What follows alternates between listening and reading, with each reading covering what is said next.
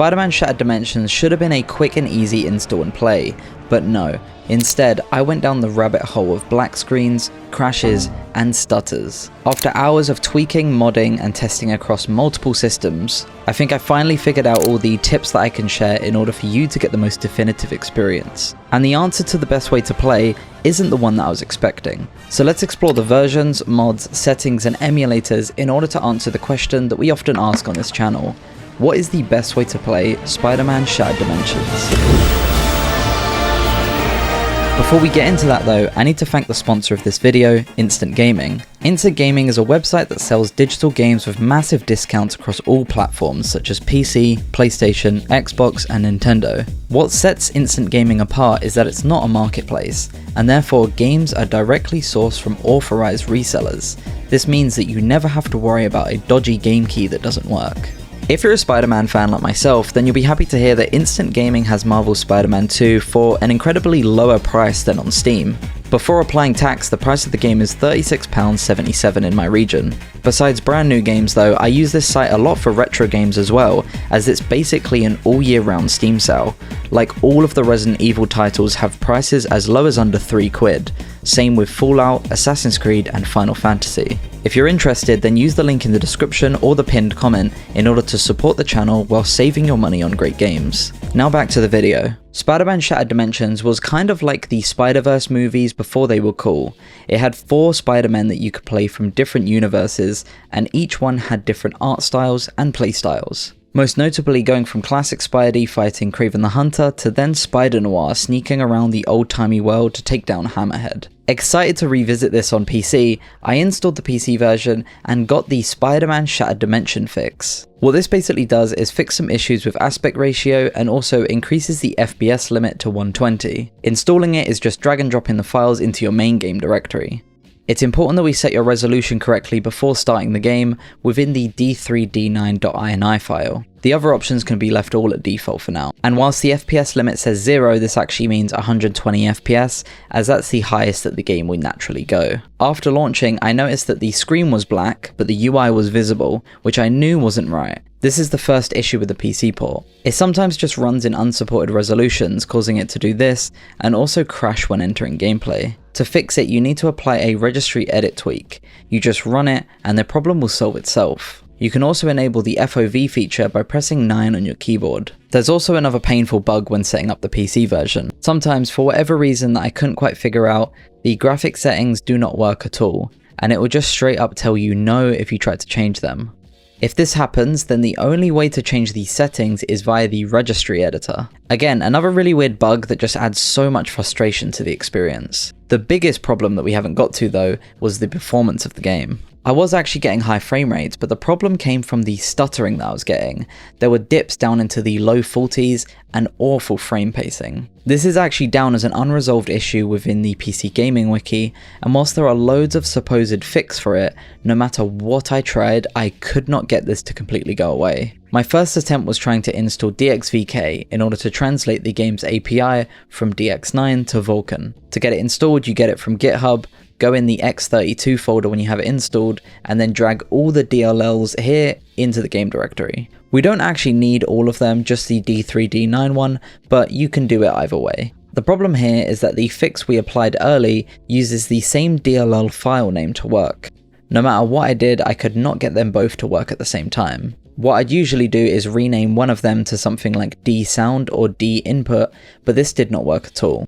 What I did was just try DXVK on its own, and my game crashed immediately. After much pain and suffering trying to get DXVK to work, I ended up resorting to trying DG Voodoo instead. This basically takes the game from DX9 to DX11. To get this one installed, you drag the executable and conf file into the directory, and then the DLL we need is inside the MS folder, and then 86. Again, we just need D3D9, but you can drag all of them if you want to. Also, it's important that you open the exe and click DirectX tab, then just make sure that your RAM is set to the max it can go. Also, make sure the watermark is unchecked. Saving these settings and opening the game gave me a bit more performance. Here are the benchmarks that I did. It's not perfect, but still, it's definitely an improvement. I then went back to troubleshooting DXVK to not crash my game, and then I decided to give up and instead try it on my girlfriend's PC instead. DXVK worked perfectly first time on her machine, but actually didn't do the miracle that I was hoping for.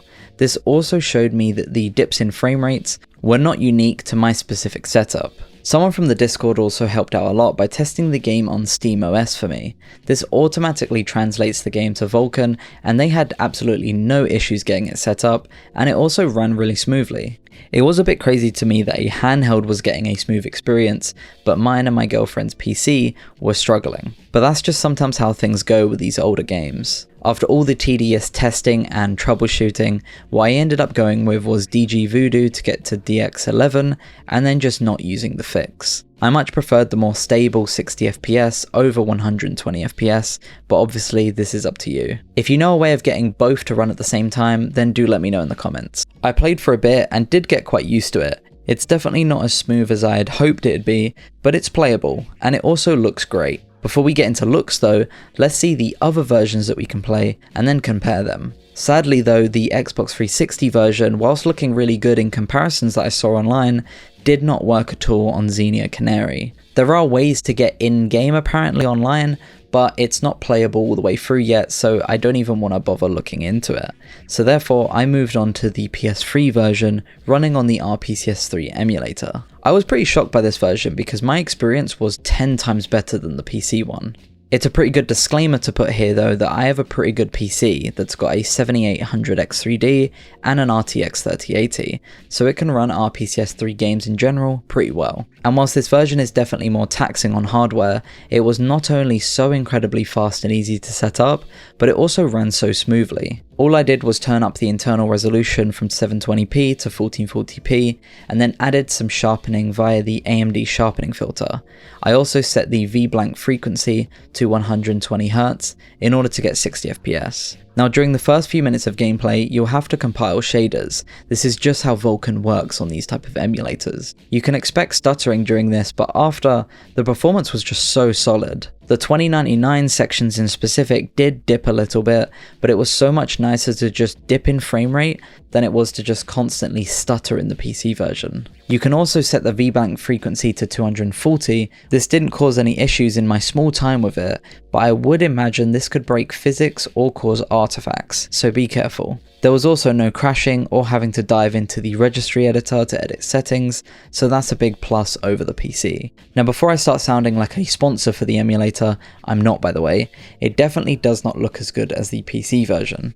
You can kind of tell that this version is being upscaled from 720p, as everything just looks a little bit less sharp, but also things like draw distance and texture quality suffer a tiny bit. Let's do a general overview of what I feel is the best way to play this game now that we've tried out the two versions. If you want the frustration-free experience and have the hardware to run it, then definitely go with the PS3 version running on the RPCS3 emulator. It was stable in my testing with absolutely no crashes. It also has the benefit of being plug and play with no tweaks needed, besides the settings with the higher resolution and the 60 FPS of course. It also had better performance, not perfect, but overall the frame pacing was so smooth compared to the PC. The downside is that it's harder to run for those of you on lower end hardware. And also, it just doesn't look as good as the PC version, with an overall slight downgrade in fidelity. I play on an Xbox controller, so I can't really test how this works on PlayStation ones, but I would imagine that this also gives you the better controller support over the PC version.